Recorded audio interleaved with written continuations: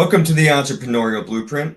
Today's a milestone as we are recording our first ever CR3 American Exteriors podcast. We thought it would be appropriate to discuss the history and creation of CR3 and how to identify opportunities to capitalize on them. So Carney, Lester, Mark, thanks for being here. You guys just want to give a quick introduction of who you are and what you do, and we can hop into it. Thanks for having us. Yeah, thank So you, Matt. Carney, share a little bit about yourself and what your role is at the company. So my name is Carney Freifogel. I am the CEO of CR3 American Exteriors. Started off in construction a long time ago as a young kid. I got a photo of myself. I got a hammer, nail, 2x4s that look like I could hardly walk, and I'm trying to figure some things out. So got into construction at a very young age, grandfather, great-grandfather. And father all built and developed houses. So I always joke with everybody and tell them I didn't choose this life, it chose me. So when it became time to either go to college or go work and get a job, I decided to pick up a hammer and a tool belt and swing a hammer and help my father build homes and do custom remodels. Shortly after that, I saw that what we were doing wasn't very scalable, so I decided to venture out on my own and start CR3 American Exteriors back in the fall of 2017. Very shortly, I got introduced to Mr. Mark Luderman, who's also on the call with us, which is my partner. We took that company from zero in revenue to just under $15 million in 4 years. And then in the summer of 2022, we pivoted and started a franchise concept with this location as the flagship store. And as it stands today, we're sitting here with 22 locations and looking to hopefully start bringing in 3 to 5 every month from here on out. So in a nutshell, that's a little bit about myself and what brought us here today. Great. Lester, if you could just share a little bit about yourself. Yep. Thanks for having me too, Matt. My name is Lester Morris. I am the Director of Franchise Development here at CR3. Franchise development is a fancy word for sales, but I've been in the home exteriors space since about 2017. I was more so on the technology side of the fence, but I was able to sit, in a ton of businesses all across the country and really uncover their hood to see what their technology stack was and how they were getting more organized and more efficient. And I was helping them throughout that process. Now we did scale that software company, made it to a private equity sale in March of 2022. And then I really took a step back and I knew I wanted to stay in the industry. I just didn't know how and where the fit would be. I was able to come across Carney as well as Mark, and they were doing this franchising thing. It was super interesting to me. Now, with that being said, I did know a lot about what was going on with that. So joining forces with them, just realizing that I think I had a fit in this industry still, and I still had some unfinished business. So coming aboard the mission and just really trying to find the right contractor, business owner, entrepreneur. There's a lot going on there, but if you're looking for a scalable process and a concept, Mark and Carney have captured that. So I'm looking to recruit and identify the right fit for our franchise model. So we are looking for franchisees to really run the play for us. And that's what I'm here to do. I'm here to evaluate the right fit to make sure that once we do award you that territory, that you can successfully scale from 2 to 5 to 10 million to 20 million, whatever your aspirations are. And we're here to help you to do that. So. Great. Awesome. And thank you for sharing. And Mark, just quickly share a little bit of your position and what you do. So I'm president of CR3 American Exteriors and Carney's partner. We've been building this for the last 6 years together. But prior to coming into this company, I actually was Carney's coach and mentor. I coached businesses around the country for approximately 10 years.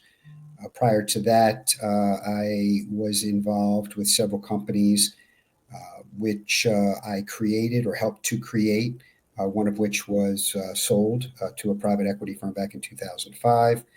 My background is in accounting. I received my certificate of public accountancy back in 1988 and used that in public accounting for approximately 9 to 10 years before going into private industry and building my own companies. And then subsequent to that, as I mentioned, I coached businesses for a period of about 10 years. I've written 2 books relating to how to thrive as a business owner and in life. And I've also had a show for 3 years called the Small Business Secret Weapon Hour that I would host and help business owners to give them advice on how to be successful.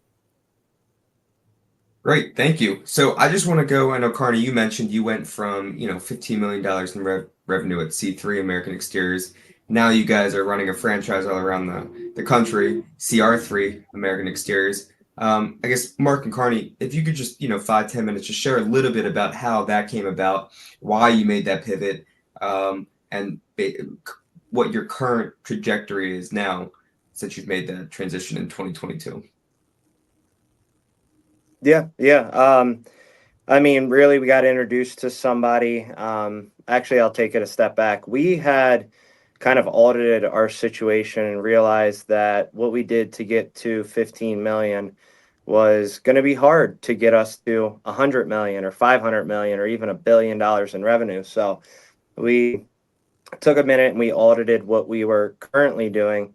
And we realized that if we wanted to move as fast as we wanted to move, we had to make a change, and that change for us was a business model, and the business model that we thought was the right vehicle and the right engine to get us to that end result was a franchise concept. So Mark and I started to discuss a franchise concept in our space with our company, and we had no idea how we were going to do it. We just said, well, we're smart, we'll figure it out, right? We'll either find the right people, we'll figure it out we'll do our own research, trial and error, and eventually we'll get it down. So as luck would have it, we got introduced to somebody who was in the franchise space, and the right time. I mean, we were vocal about it. We were voicing what the future, or at least what we thought it looked like, which had franchising in it. We voiced it to some of the right people. They put us in front of somebody who's helped to bring in, I think, 5,000 or 6,000 locations in their career. So we were able to form a partnership, and that has really been the catalyst for us moving at the speed that we have. Would we have figured it out? I feel very confidently that we would have, but an opportunity like that and a partnership like that, in my opinion, cut off 3, maybe 5 years of learning and allowed us access to all of these other different individuals and different moving pieces and parts that we otherwise would have had to find in the open market, or would have had to do ourselves, or who knows what that would have looked like. So that partnership has been a big catalyst to the growth that we've experienced over the last 14 to 16 months. And when we talk about opportunity, for me, I always think of partnerships, but it has to be the right partnership at the right time. And I actually wrote something down. I don't know who came up with the quote, but I know I've heard it dozens of times. It says, luck is where preparation and opportunity meet. You have to be prepared. It takes a little bit of luck, but if you're not prepared to capitalize on that opportunity can come and go, and it doesn't mean a whole lot. So it takes the right opportunity at the right time, and you have to be prepared for it. Yeah, Mark, that actually brings me into a question, my first question.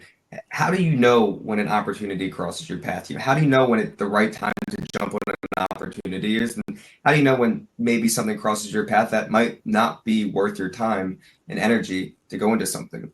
How did you know this was the right path for you when you guys decided to get into franchising, meeting these people that had started other franchises? How do you know this was the right move for you? Well, I think there's 2 things. Number one, I think taking a step back, you have to be aware of the opportunity. And most people aren't aware of the opportunity because they're so caught up in thinking about the past, dwelling on the past, or worrying about tomorrow. So they don't take the opportunity to stay in the present, to stay in the now. So they miss opportunities. The greatest opportunities often lie innocuous and often lie dormant in the most innocuous events. So you miss those events if you don't stay in the present and you don't think about or stay, put all your attention towards the present that you're in. Secondly, there's something else that I live by, and that is prepare for the events of tomorrow today. So you have to be aware of what the future brings. And so you have to prepare today for that. In this particular case, when I was in business in the late 1990s, early 2000s, my company was very involved in the hardware industry, and we would sell products to the hardware industry. And back then, there were still a decent amount of mom and pop hardware stores. And over that period of time, over a quick period of time, or 3, 4, 5 years, you just saw the majority of them being, I would say, they became part of either True Value or Ace Hardware. And then when you took those True Value and Ace Hardware and you coupled that with Home Depot and Lowe's, you now had the makings of 4 primary hardware related companies dominating the industry. And so about 4 to 5 years ago, I started to receive a few letters, emails from private equity firms looking to purchase or inquire about purchasing people or companies in the roofing space. And you have to understand that private equity companies have investors that they have to satisfy. And so in order to satisfy them and to have the proper returns, they have to keep growing. And so they look at specific industries for that growth. At that point, I realized that, hey, this is going to happen and it's going to happen fast. So we have to get on the train. Our first thought was to build, as Carney had mentioned, internally and have corporate owned locations around the country. We got about 4 or 5 under our belt. And what we quickly realized is that was going to be very difficult to grow, because when you own a corporate owned location, unfortunately, the people that you have running those locations don't take on the same level of ownership that you do as an owner. And so they go to sleep at night not worrying about tomorrow's events, as Carney and I do. And so we, as Carney mentioned, I went to Carney and said, this is not a long-term solution. This is going to implode. And so we need to change the paradigm. And I went to Carney and said, we need to franchise, use that model to grow this company. Truthfully, and I don't think he'll mind me saying this, Carney didn't even know what franchising looked like. To his credit, I gave him a book. By the next morning, he had read the entire book. And that goes to another lesson, because he's a voracious reader. He seeks knowledge. Every entrepreneur needs to seek knowledge all the time. And so he said, let's do it. And so when you are looking to spearhead something and you're putting all your focus and your energy in it, which Carney and I did, something magical happens. You set off something and things start to happen for you. It's just part of the universe. And so as luck, as I say, I think it's more I say it, I don't believe it's luck, but as luck would have it, we happened to meet the original creator of Jackson Hewitt Tax Services, John Hewitt. He was looking to franchise a roofing company. And so we were put together. His knowledge of how to franchise the people that were in his organization could help us with the legal documents and all the things that take a very long time to do. And so it served as a shortcut. And so that's how this all came about. And we have taken this opportunity to now look out and say, we want to be the biggest and the best in the industry. And we're going to create the best systems, the best infrastructure for our franchisees to thrive, and so that we have happy customers, which are our franchises, all the time. And so now we're not going to be in a position where we have to make a decision based on fear, whether we ride out this consolidation of our industry or we say we have to be bought. And when you are dealing in a position like that, you're not dealing from strength, you're dealing from weakness. Now we control our own destiny because we want to be the biggest and the best. And so we control, it's up to us how we do, not anybody else. And that's where you always want to be in order to be successful in any entrepreneurial pursuit. Thank you for that. And that's incredible. And again, this leads me into another question. I mean, on a macro level, it's really, I don't want to say easy, but when you want to look at scaling your business from 10 million to 100 million, on a macro level, that's exciting, but things have to happen on a micro level to actually get there. And bringing in guys, employees, partners like Lester, right, who's every day grinding from 8 a.m. to 7 p.m. to help achieve those goals, right? You need people like that. So Lester, what are some steps that you take, right, in your life or your profession, that people who are listening to this, who may be having trouble finding opportunities in their business or whatever ventures they take, what are some things you use, some steps you take in your own life to help you reach your goals, to help you stepping stones to help you reach your own goals? Yeah, it's a great question. My goals are the people that are around me, to be honest. And I do believe that personal goals do drive business goals, right? So whether it's my family, whether it's my business partners, my colleagues, our franchisees, those are the folks that really get me up every morning. And I happily do so, right? I haven't set an alarm clock in I don't even know how long, but